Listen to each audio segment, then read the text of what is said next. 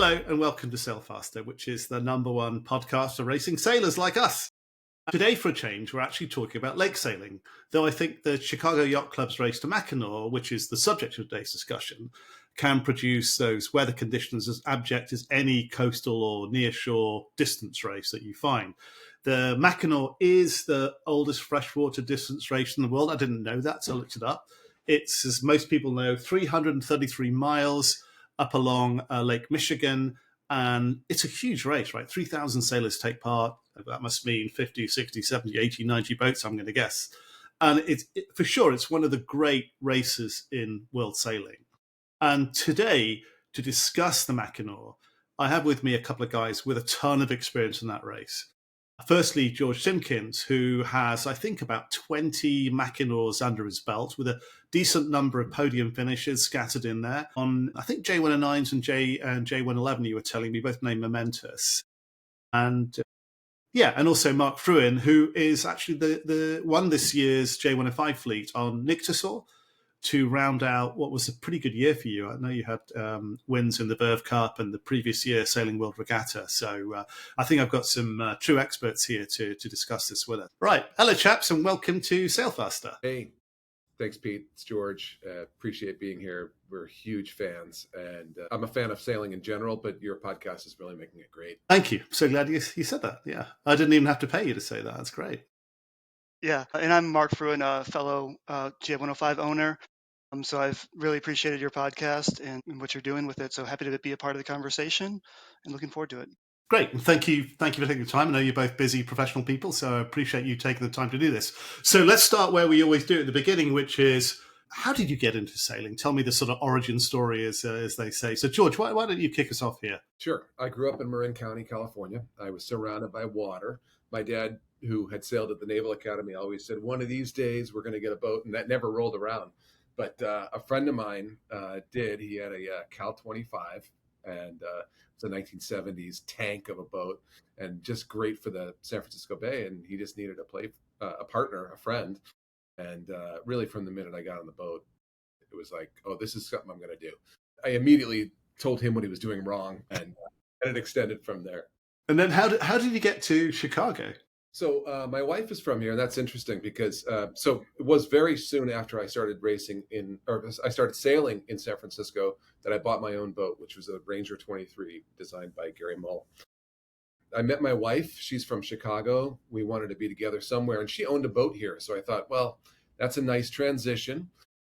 She had a CNC 27, a 1974 boat, and she had it with a partner. And she said, well, you can come sailing with me, and you'll be friends with my partner. And he and I both looked at each other and said, well, we'll decide if we're going to be friends. And now, 26 years later, something like that, he and I are friends. He's the skipper of Momentous, and we just got into racing at that point. So it's been 25 years of racing, figuring it out. I have to ask you this, George. Was the fact that your wife owned a 27-foot sailboat any factor whatsoever in the wooing of her?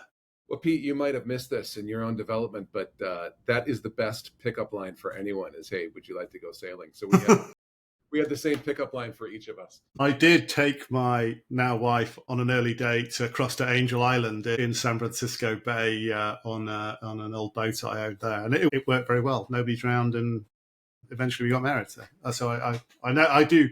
I have the same story. That's another podcast. Mark, how about you?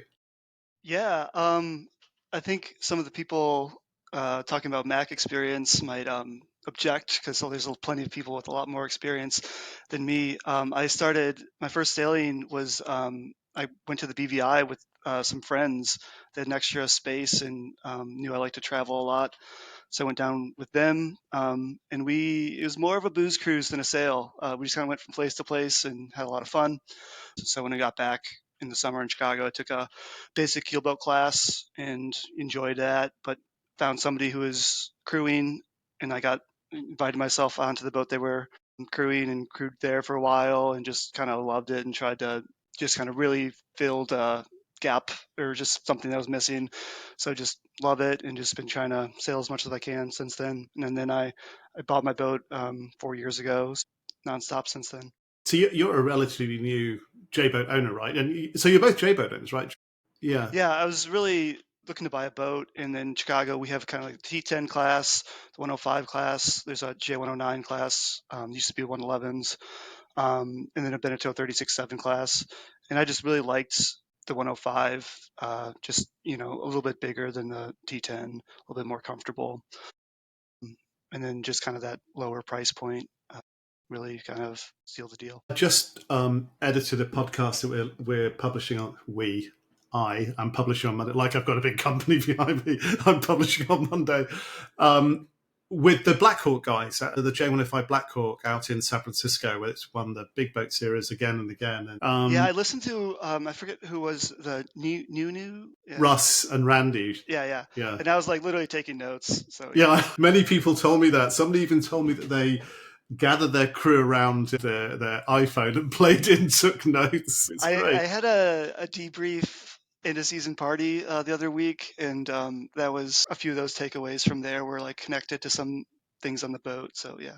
So let's talk about the Mackinac. Where does this feature in the sailing season for you in Chicago, which I know is fairly short? Is that the big race? Is that the one that you spend the year getting prepared for and getting psyched up for? So I'll take it, Mark.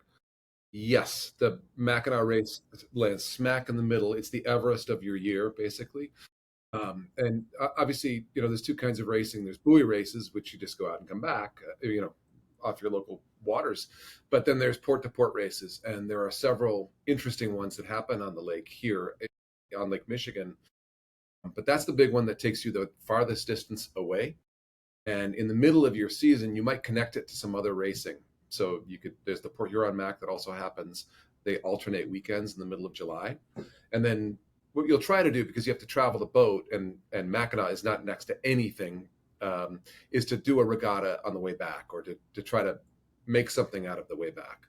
But that's the big allure, is it's so big, it's so hard, compared to everything else. And you're so far away that there's probably going to be some more sailing or experience attached to the race. Mark, same for you, or do you look to do other regattas? No, I think it's the biggest deal of the summer. Since I got my boat, I've been looking at like the race to Mackinac safety requirements, so that way whenever I make an upgrade or fix something, that it like meets or exceeds those standards. Getting the boat ready has been like a multi-year thing to get it ready to race offshore, and it's also has a certain weight to it because it can, like, people have died doing the Mac, so you also don't want to go into it without the proper precaution. But then there's also kind of like the biggest race of the summer.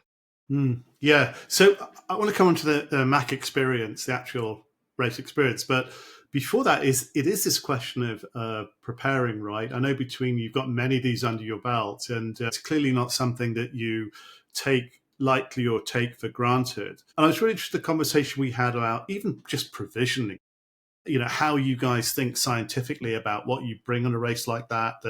You talked about flat packing food and freezing the water, and I thought it was super interesting. So, George, I know you've done 20 now. You must have got it down to an absolute fine art. The name of the game in offshore sailing is to build advantage, and one of the advantages is to stay light. So we don't want a big ceremony around food to begin with. We don't want food that you have to take a long time to prep, or a long time to eat, or you have to boil water. That is a requirement, a safety requirement, that you be able to boil water. We've never boiled water in 20 years, and we just won't. In the old days, we learned the hard way by bringing a different kind of a lasagna, something that you put in the oven. It takes forever. It weighs you down. It's terrible. We've done catered meals where by the second, or if you've been out there for 3 days, unfortunately, that stuff starts to mold in a marine environment. Usually they made it a day or two before. So what we've learned is get there hungry. You want as little weight as possible. You want to motivate your crew to finish. That means you end with a half a jar of peanut butter. That's the way to go. The other thing is space is limited on a boat. So you don't want lots of three-dimensional things. You don't want a lot of things that can go badly. Fruit's fine. You just put that in between the drinks in the cooler. But, a loaf of bread is going to go bad. It's going to get squished, and it takes a lot of room. So what we've done over the years is just turn into flat. So it's a tortilla, a slice of meat, a deli meat, maybe some lettuce that you can, pull apart so it's not a big ball, but you put it together. And that's a nice flat pack. Doesn't take a lot of room in your cooler. And you hand it to the person with a paper towel. So we don't want to create dishes. We don't want to create extra work that isn't associated to the race or to moving the boat through the water. And at the end, we actually don't generate a lot of trash. We tried to just go think less, think small. It applies to everything. It applies to what you bring with you, what foul weather gear you're going to bring, what you're going to bring for clothes, which really should be absolutely minimal. And I guarantee that you can look at any backpack and take half of it out, people that bring their gear bags on. So food, you want to make sure that you're going to bring enough stuff that you don't want people lightheaded. And the food that you do choose to bring, I guess we could talk about, there's two different strategies. You want nutrient-rich foods, of course. A lot of people have a hard time, especially if it's a race to weather, using the head or using a bucket. So some people, for the 2 days that you're out there, people will bring cheeses or they'll bring hard-boiled eggs to sort of slow their system down a little bit. And I appreciate that. We've seen a lot of people bouncing in the head, holding yourself in place. So that's a little bit of the strategy too. But in terms of how to pack, think small. One of the things that we talked about was waters. And what we do is we bring jugs of water. We don't bring a lot of bottles, but the bottles that we do bring, we freeze. So that becomes our ice. So that'll melt over time and you're not bringing extra ice, which, 1 gallon of water is 8 pounds. So the fewer gallons that you bring, the better. I'm intrigued by that idea of we don't like to make a ceremony around food, because there's another school of thought that you've been on the rail for 3 or 4 hours and you're cold and wet. You're really looking forward to the ceremony of food and having a warm meal. So how do you sort of cope with that, or is it just eyes on the prize the whole time? We have gone through the Rubicon where it was eyes on the prize the whole time, and you have some really disappointed, and you can get some dejected sailors that way. So you can't be so specific. You can make your choices in that direction, but should you have some Oreos or some other treat, maybe it's not something. One time someone tried to bring ice cream or popsicles, and that was a terrible idea. Sometimes you get black lake flies out there that nobody talks about, but when you're out there, they don't stop biting. They love popsicles. That's a bad move, but you should bring yes, you can bring a little lift and make people feel good about it. When you hear stories from the cruising fleet that leaves on Friday night, there's a whole half hour that they do around chili. And it's like, yeah, that would be nice, but it takes time away from the effort. And that chili is going to be with you later. While you're hovering over the can with the black flies, clouds of black flies. Yeah, it's a 300-mile race, but it's also sharing a studio apartment with 6 to 10 people. So, Mark, as you know, I have a J105, and they're pretty cramped down below, and no headroom, and just wondering what that's like over a distance race for you. Yeah, so believe it or not, the kind of place where people sleep isn't in the main cabin. People can sleep there, but we actually put some cushions back underneath the benches, and there's a kind of next to the engine, and we call it the coffin. But people end up fighting for those spots because you're kind of like stuck in there, and it's cozy. Yeah, it's cozy. Yeah. So that's kind of one of the things, and maybe it's a good motivator so people don't spend too much time below deck. If you down there too long, you'll get a neck cramp. Maybe it'll counteract staring up at the spinnaker if you're trimming the spinnaker. But yeah, I mean, it's hard because then most of the time you're just going out for the day. You're just bringing lunch and a couple of waters, but then you have to all of a sudden bring all this gear, a lot more safety gear than you would have for like the class rules for like regular buoy racing day, and then just a lot more food, and then like gear is just like everywhere because there's things get moved around at night, so it does kind of get smaller every day of the race. This is an offshore race, though, isn't it, for you? You're preparing for an offshore race, even though it's enclosed Lake Michigan.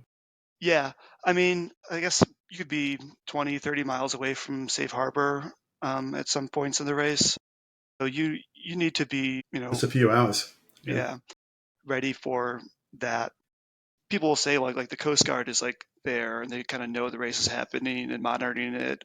But I mean, if there's really bad weather, if there's a squall, they're going to have other boats also that are in trouble. This year there was a squall line that went through, and we thought we handled it really poorly. We wrapped our kite, but then we kind of recovered okay. But then two boats in the 105 section, multiple other boats had to drop out. One boat broke their bowsprit during that squall line. Another wrapped their spinnaker worse than us. So you have to be ready to handle things on your own out there. Is it 30 hours, that sort of thing? I'm trying to guess what. I'd say for the 105, probably closer to 50 would be like average over 10 years, probably.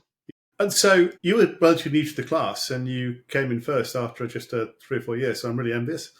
What do you attribute that to? Well, apart from just brilliant sailing. Yeah. I mean, I have a lot of things I could say, but other than that, yeah, I guess we have time. I think one of the things I attribute to is like having crewed a lot, so then like I kind of know the different positions. I did J88 North American Championships on competitive boat when it was in Chicago a couple years ago.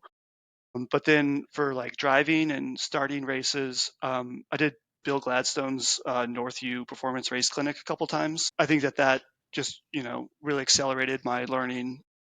Our competitiveness as a boat was really kind of increased from that.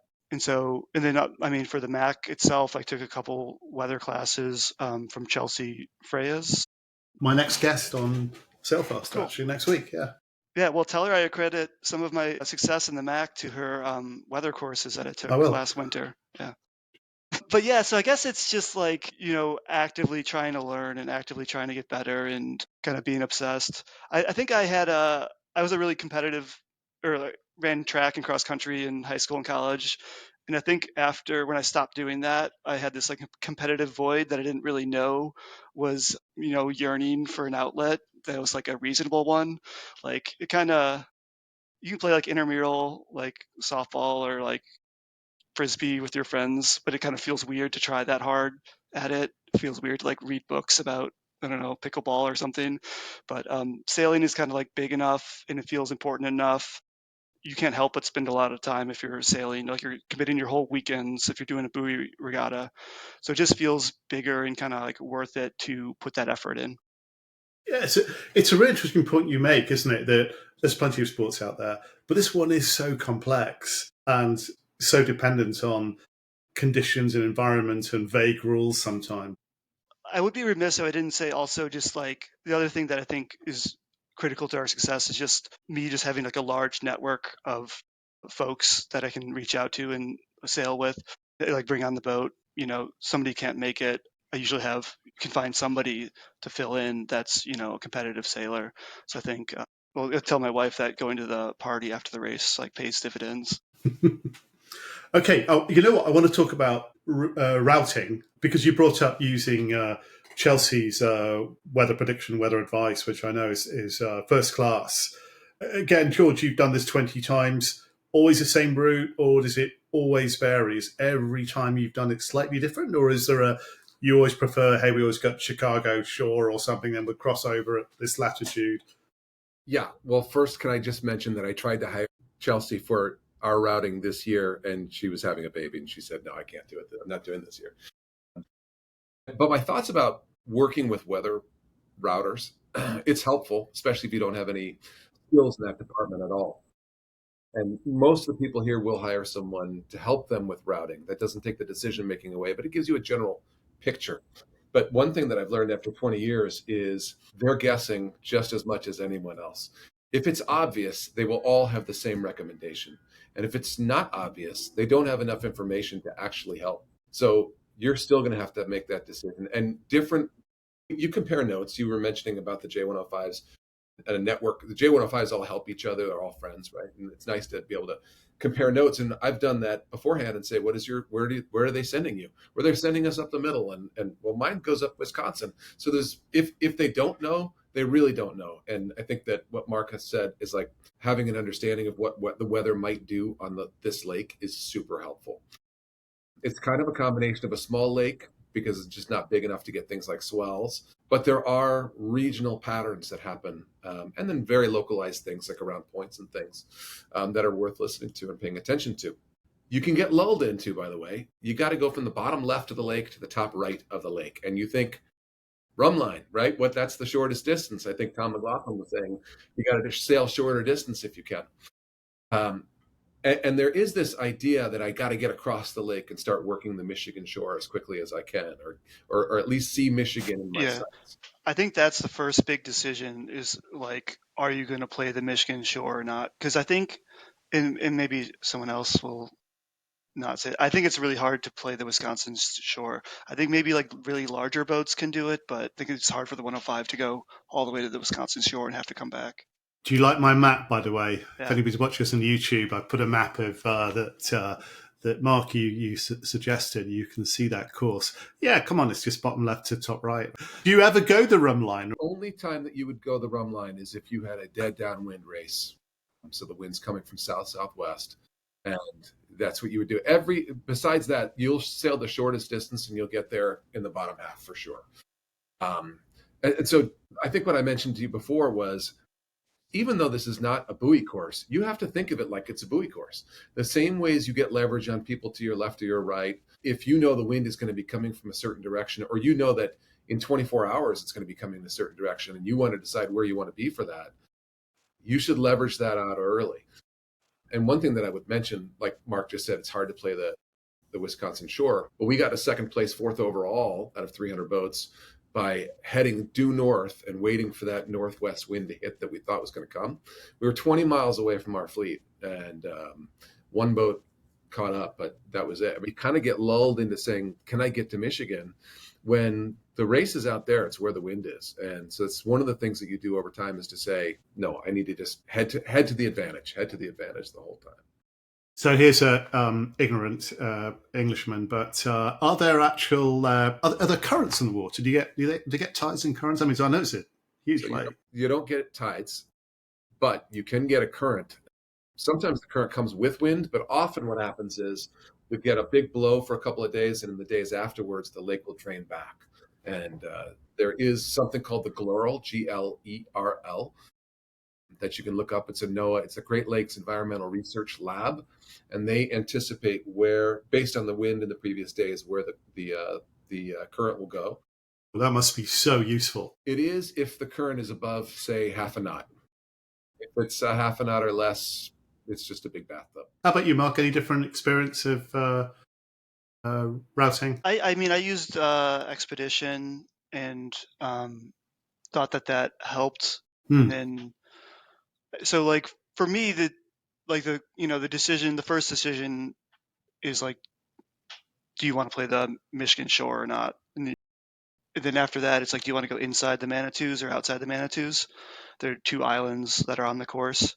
So I think that's like the second decision. And then just getting through, it's usually lighter up there because you're kind of racing at night, and then trying to like find the air and kind of keep the boat moving usually happens at some point in the race. So I think being able to like keep the boat moving in light air also becomes important. I think, George, you talked to me about the trend is for every 5 races to have really rough weather. When you get that, what's that like? Because you've obviously been through it. What do the conditions look like and feel like? Yeah, and it's funny. I was thinking about that number, and I think it's probably still about right. Normally, the middle of July is light air in Lake Michigan or on Lake Michigan. With that said, you get two kinds of blows. Sometimes you get a squall will come through or some series of squalls, and those you have to deal with temporarily, and that might be for a couple of hours, and there might be a few of them, so it's in and out, in and out, in and out. Or every once in a while, you'll get something that's a sustained blow, and the worst would be when it's coming straight. It's a noserly coming straight from where you're trying to go. And what happens in Lake Michigan, it's not big enough for organization of these waves, so there's no swell. So you can't like loop and loop over them as they come. It's just boxy waves that come at you like refrigerators in slow motion. And you have to pick your way through that. And the most important part of that is to try to not stop the boat. Of course, you're going to do it. You're going to stuff it every once in a while. But the idea is that, the very best drivers can just find efficiency to try to guide yourself through and pick the low points. That is sort of like the master class of trying to be in the zone, because when everything's tight, there's not a ton of sail trim or anything you're doing when it's blowing 30 and you're heading to weather and things are reefed and you're just bouncing away. Sometimes if you can drop the traveler, great, that'll make it a little bit easier. But a lot of times the traveler's already all the way down and you're still trying to pick through these things. You're a main trimmer, right? Am I right that you're a main trimmer? Main. Yeah, I thought so. Yeah. I started in the front and then worked my way back. So, yeah. The J boats have pretty low freeboard, don't they? So these are wet boats, right? I mean, we had an upwind once where the gasket around the pole had been distorted or rotted out, and every wave we hit, it was like someone took a bucket from somewhere in the front of the boat and just poured it back into the back of the boat. And it's interesting in that scenario, even the best sailors get seasick. And I think I told you about a time when out of 8 of us, 5 people were throwing up. And that meant that the 3 people who weren't had to, if you're going to stay in the race, had to keep going. And so that puts a lot of pressure on the driver. Suddenly you're not doing a 1-hour shift on driving, you're doing a 3 or 4 hour shift. That's what leads to things like you're trying so hard to be zeroed in, but you can start hallucinating when that happens. And it really drains you. The other thing that can happen when that happens and you have a bunch of people throwing up and you're up top for hours, so you're not down below, you have to really worry about dehydration. We had a situation where about 24 hours of throwing up and we had a guy who was in bad shape. So it was just something we needed to watch. So tell me about the hallucination. I want to hear about what that's about. I can remember 2 distinct ones. This normally, with the heavy weather, it usually happens on a gray day and you've got your hoods up. And a friend of mine was in front of me. I was driving and he's got his yellow hood up, his fluorescent hood up. And my grandmother's face kept popping up in his hood and looking right at me. And she's been gone for many, many years. And you just have to keep shaking that off. You have to remind yourself that you just try to look out, you get a little tunnel vision. So you just look around, make sure that you're still doing what you think you're doing, remind yourself where you are and keep going. But in a few more minutes, she'll pop back up again and you just got to shake it out again. Actually looking over you. She kept me, I was not one of the ones that was throwing up on that. So you guys are not painting a good picture. I've got black flies. Hey, I've got people hanging off trying to use the head. We've got hallucination, dehydration, projectile vomiting, buckets of water coming through the gasket. Hopefully this is only like, as you 1 in 4 or 5 races, right? Here's what I'll say. Anything that you want out of sailing, you will get it on the Mac. There's every condition imaginable, from the doldrums to champagne sailing, which happens a lot, to you got to go weather the storm for a little bit and then, figure it out. Yeah, this last year was about as good as it gets with downwind sailing, and every actual observed was like 4 or 5 knots more than forecasted. It felt like it was just like a really fast race.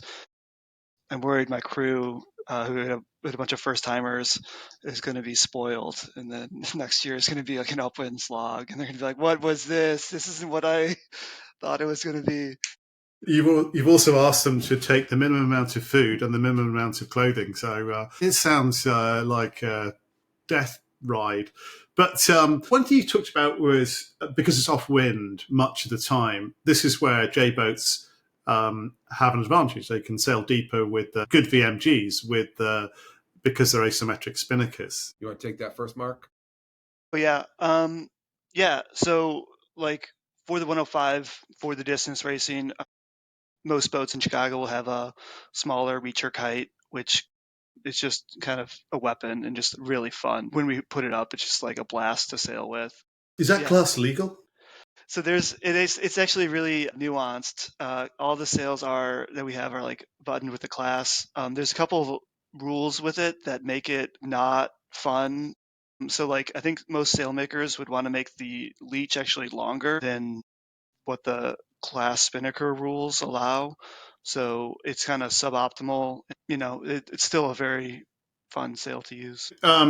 Sorry, George, do you have anything to add to that? Or I was just going to say, soup to nuts on J boats on this race, because it's an off-wind race, and J boats are a sprit boat. You can carry kites closer to the wind, and so your inventory gets used, and it's so much fun to be able to, you carry a code 0 up into the wind, or a 1.5 in light air, and you still got that up and you're pumping and going, which is great. because you've got a huge angle to sail in terms of the range of sailing you can do with that. Yeah. Right. So symmetrical boats can't do that. And then just in my experience, the 109, when we had the 109, that boat, we could take it DDW. We could sail it by the lee. So that boat would go very stable downwind, hard downwind, surprisingly. When we went up to the 111, that doesn't go downwind, but what it does do is it planes. And when you start planing at 22, 23 knots of wind, and you're going 10, 12, 15 plus knots, that's a blast. And so if you needed a selling point, get a 111 and sail the Mac on a 111. Super fast and super fun. This is a 9 or 10 ton boat, isn't it? I'm going to guess, right? It must be. Yeah. Oh no, so it's about 4 tons, isn't it? Yeah. So you guys are obviously successful in the Mackinac. Do you think you do things differently from other competitors, other similar boats? Are things that you're aware of? George, do you want to try that? The times we've been most successful on Mac races are when we've been in communication with one another. You have to do 2 things. You have to have your strategy, and you have to manage the strategy, and then you have to have your tactics, and you can't let tactics run past your strategy. So you could be the first one over to the Michigan shore, but if that dies over there and the guys that are on the west are going faster, you've been the fastest one to last place. The way you prevent that is that you're never quiet on the boat. It's really great to have conversations, and this happens for buoy races too. Conversations about what are we doing now, but what do we want to be doing, and what do we think is happening next? If those conversations aren't happening, or you're talking about popsicles, you are going to miss your opportunity to manage to your strategy. And I think that that's useful if you're in first place or last place. Sometimes when I'm on buoys and we're doing really, really well, I'll still just start talking to myself so other people join in, so I don't forget something. So people will say they're getting headed up there, or the wind's going to come from the right. It's a seal of death if everyone's quiet and they're not contributing. So I think a culture of speaking in ways that are both for the immediate piece, but what's the long-term objective of this race? I've had quite a few episodes recently where the number one thing people talk about is communication. And often it's to just put people on alert in terms of anticipating we may have to scramble here and do a crash jibe or tackle or that sort of thing, which was interesting. I did have a silent boat the other day, only because we came around the last windward mark in second place to Ray Wolf, who's the J105 leader in Annapolis. And it's only then I sort of looked up as the helm and realised there's one boat between us and the finish. And it was fucking silence because nobody wanted to jinx it. Nobody wanted to say anything. Like when the pitcher has a no-hitter going and everyone's like, okay, well, we can't talk to him. Yeah. Keep quiet. The tactician's like, shut up. Don't say anything. Much more experience than me. So anyway, okay, so that's good. How about you, Mark? What do you think you guys are doing differently on a J105 than your competitors? So I think one thing that I kind of like called out before the race with the crew was like, it's easy to get like complacent at night and when you're going downwind to not play the shifts. Like we were talking about a buoy racing earlier with like, going to the right or left, but you also like, have to play the wind shifts. So I think my crew was making fun of me. There's 3 of us on deck, and I think I had us jibe 4 or 5 times from 11:30 to 1 a.m., which I don't think most boats were doing that. But then I think there's other little things like barber hauling. So if you're off the breeze, but you can't put up your reaching kite yet, I think setting up that outboard lead just gives you better sail trim on the jib and makes it just work better.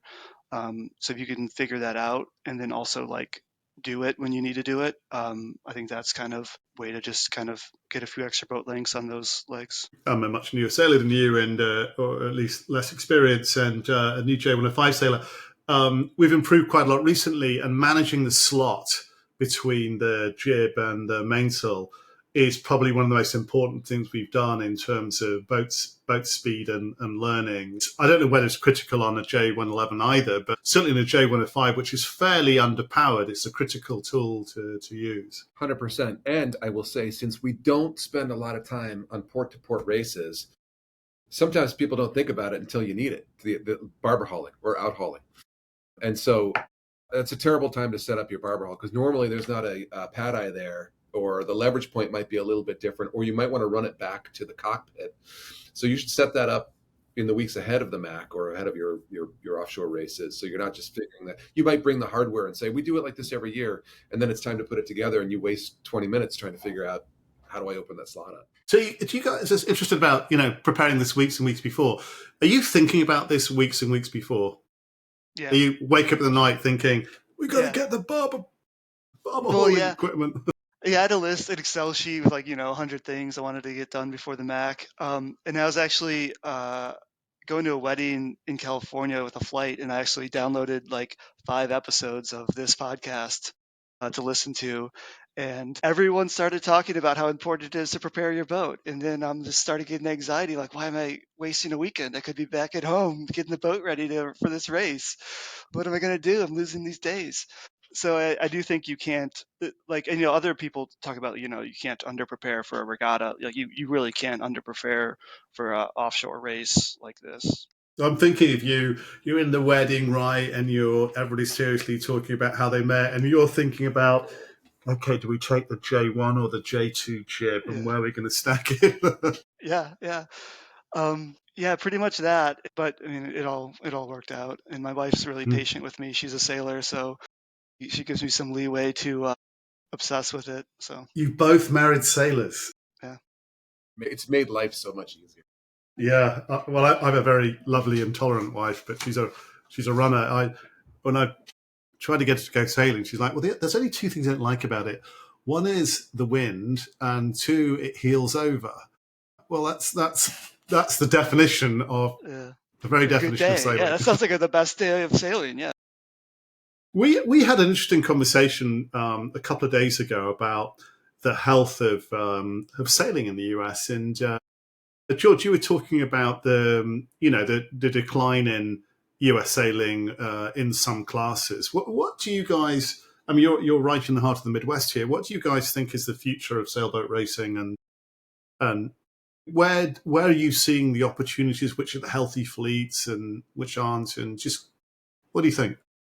Yeah, to your point, we've come into fleets sort of at the moment that they start cratering. So we got into and they started selling because they still had value, and then we got into the 111, and that's a very popular platform, and people all over the country want them. And so the people here in Chicago, when they realized that they could have a really good resale, they did that. And so we have a couple of 111 owners who just last year opted for the 105. So they bought obviously used 105s, and our class has been diminished to the point where we're the only 111 in Chicago anymore. And so we really need to do these offshore races to hook up with the other members of within the lake, the other 111s on Lake Michigan. And then we do some regattas up north, as I mentioned. But yeah, I think when I first moved here, Monroe Harbor had cans all over Monroe Harbor, and there was a boat on every can, right? These are the buoys are the mooring balls. And now it's just the north side of Monroe Harbor. The south side is turned into sort of like a playpen. They call it the bathtub for people to go swimming and anchor for the day. So I think sailing everywhere has declined. But what we have seen, like out of J boats, the J88 class came up. So smaller packages, I think, and of course the J70s, right? So smaller one design fleets seem to be J boats' response to that. And then, little foiling packages, that of course is going to be, they're going to try to keep selling a lot of those little boats too, right? I think those will be interesting to watch over the years. When I first got into sailing, it was in the 90s, and so all the boats were 20 years old because in the 1970s they built these really big tanks because the fiberglass was so thick and you could take those, run those aground, and they would still keep sailing. You couldn't sink them; they were great. And those 1970s boats are still the boats that we see out here. We see a lot of those. So that middle market seems to be missing. Of course, there'll always be the wild oats, and the big beautiful boats and the fastnet racers and the guys that have a lot of money and a lot of programs, and there'll be the little guys. But it's that middle piece that's, I think, getting skinnier. And if we call a 111, especially our hull number 24, as a modest 111, those are getting fewer and farther between. So I hate to think that that's the case, but it doesn't seem like when I grew up, the middle class was all, you could still, a middle class person was going to have a sailboat, and you don't see that as much. I don't have the same optimism for that at this point. Do you think also one of the factors is just the difficulty in getting crew together? If you've got a JGA, you can probably 3 people, 4 people maybe, versus, there was some of those old Benettos where you needed 8, 9 people on it, right? Or a J30 where you need that. That's hard, right? You guys know it's hard to get people to turn up in numbers. Yeah, I think part of that is just it feels like people's lives are like bigger, like my crew, like people have to go to weddings like all the time. So it's like, let me know when your weddings Especially are. you. Yeah, exactly. But it's just like, let me know when your weddings are so we can make sure to fill that spot early. Cause it's like, I'm not going to try to twist your arm. But then if you're, the less you're sailing as a crew member, the less like, you're getting as good as quickly. And then you're probably less like invested in it long term. So I think it's, I've been like kind of okay with my ability to like find crew, but I think other owners have like complained about, the difficulty of like finding not like just somebody willing to go on the boat, but somebody who's like, going to come out regularly and, get better and then like contribute. And yeah. It's tough today. And even the difference between how many people we need on the 111 compared to what Mark needs on the 105, it's a bigger challenge for us to find and fully crew up with people that know what they're doing. What's a full crew complement on a J111? We take 8 people on the Mac, and what that does is give us a little bit more help on the driving, because I think a secret to the Mac is to keep your drivers fresh. On buoy races, we'll do 7. Yeah, so keep them fresh, stop them hallucinating about their grandmother. Yeah. What I will say, I think for the Chicago 105 fleet, I think we're doing pretty well. We had, I think, 16 boats enter the Mac, and we have 10 or 11 boats, doing buoy racing.